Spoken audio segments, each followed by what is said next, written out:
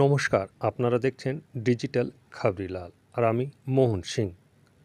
আসানসোল শিল্পাঞ্চল মূলত কয়লা নিয়েই পরিচয় জানা যায়। আসানসোলের রানীগঞ্জ, জামুরিয়া, বারাবানী, কুলটি বিভিন্ন এলাকাতে কয়লা খনি, ইসিএল, বিসিসিএল মিলে বিভিন্ন কয়লা খনিতে কয়লা উত্তোলন হয়। আর এই কয়লা খনির উপরে চোখ কয়লা মাফিয়াদের। বিভিন্ন সময় দেখা যাচ্ছে যে আসানসোল রানীগঞ্জ শিল্পাঞ্চলে কয়লা মাফিয়ারা সক্রিয়। ইতিমধ্যেই সিবিআই কয়লা মাফিয়াদের উপরে মামলা করেছে এবং তাদেরকে সিবিআইতে তদন্ত অন্তর্গত রেখেছেন। একদিকে দেখা গেল যে আসানসোল শিল্পাঞ্চলের মূল অভিযুক্ত কয়লা মাফিয়ার অনুপ মাঝি উর্ফ লালা, তাকে বারবার সিবিআই তদন্তর জন্য ডাকছে। তাই লালা গত কয়েকদিন আগেই আসানসোল সিবিআই কোর্টে আত্মসমর্পণ করেছেন।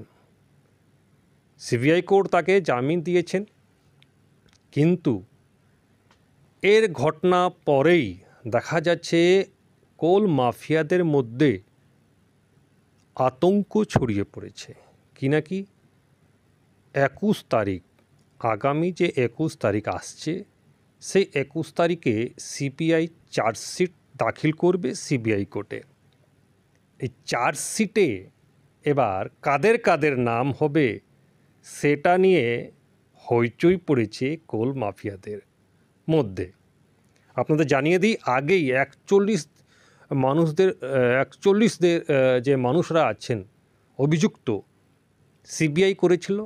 তার মধ্যে দেখা গেল বেশ কিছু যে এই এলাকাতে কলকারখানা আছে তাদেরকেও অভিযুক্ত করেছিল।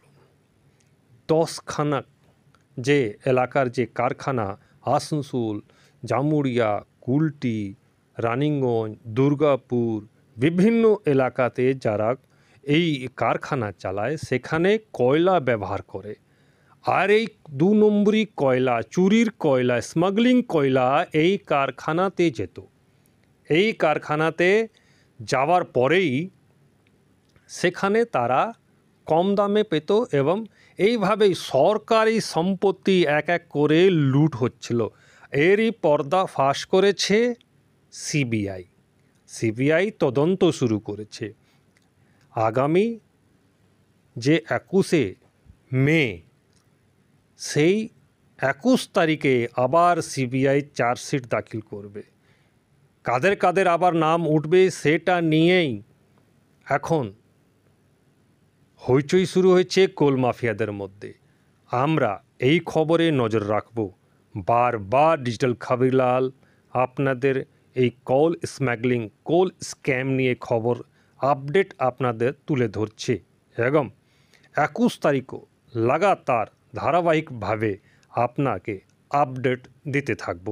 আসানসোল থেকে ডিজিটাল খবরিলালের জন্য মোহন সিং।